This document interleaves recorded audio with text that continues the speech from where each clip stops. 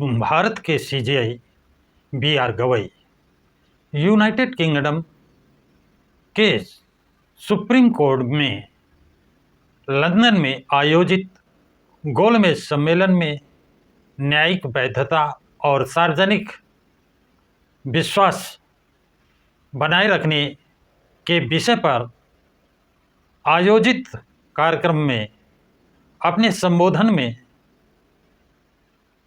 B R Gavai ने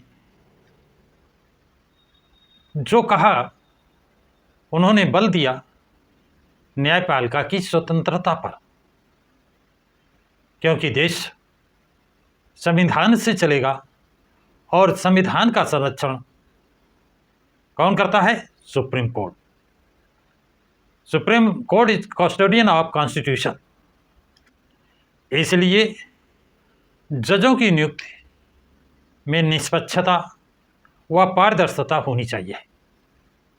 यदि कोई जज रिटायरमेंट के बाद कोई पद लेता है, कोई नौकरी छोड़कर कोई जज नौकरी छोड़कर चुनाव लड़ता है, तो उस पर लोग सवाल उठाएंगे और उसके द्वारा दिए गए निर्णयों पर भी सवाल उठाए जाएंगे। सीजेआई यहीं नहीं रुके। सीजेआई बी आर गवई संविधान को मानने वाले जज हैं। उन्होंने कहा, मैं संविधान को मानता हूं। उन्होंने अपनी संपत्ति, चल अचल संपत्ति का ब्यौरा दिया और अपने साथियों का ब्यौरा चल अचल संपत्ति का देकर घोषणा कर दी। उन्होंने घोषणा ये भी कर दी कि रिटायरमेंट के बाद वो कोई भी पद नहीं ग्रहण करेंगे। इधर सीजेआई बी आर गवई ईमानदारी व निष्पक्षता से फैसला दे रहे हैं। इसका प्रभाव, इसका असर देश की अदालतों पर स्पष्ट रूप से दिखाई देने लगा है। कहते हैं कि वो आदेश स्पष्ट दिखाई देते हैं। इसी क्रम में देखें तो बड़ी चर्चा का विषय है कि कुछ सांसद और विधायकों की सदस्यता उनके आपराधिक इतिहास के कारण छीन ली गई है, जिसमें मुख्य रूप से देखें आजम खां, अब्बास अंसारी, अब्दुल्ला आजम, इरफान सोलंकी, विक्रम सैनी और राम दुलार गोंडा, इनकी सदस्यता चली गई है। अब लोग सवाल उठा रहे हैं कि इस समय जो सांसद हैं उनमें 251 सांसदों पर आपराधिक रिकॉर्ड हैं। ये बहुत बड़ी संख्या है।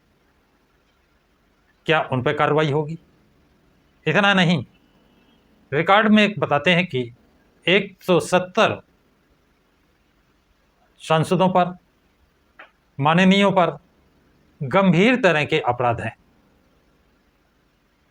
गंभीर अपराध, और जिसमें से 94 के मुकदमे एमपी एमएलए अदालत में चल रहे हैं।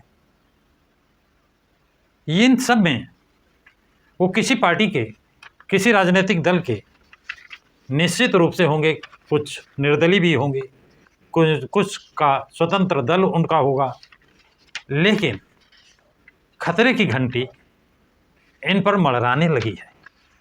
तो लोग कयास लगा रहे हैं, सवाल कर रहे हैं, यदि इनकी सदस्यता चली जाती है तो क्या सरकार पर कोई प्रभाव पड़ेगा? अब इसमें देखना ये होगा सरकार के कितने हैं, विपक्ष के कितने हैं, और उसका सरकार पर प्रभाव पड़ेगा या उनको चुनाव के समय का मौका दिया जाएगा। ये तो एक संविधान विशेषज्ञ ही लोग इस पर बात कर सकते हैं, बता सकते हैं। लेकिन इतना निश्चित है कि जिन पर गंभीर अपराध के मुकदमे हैं, विचारण चल रहा है, और उनको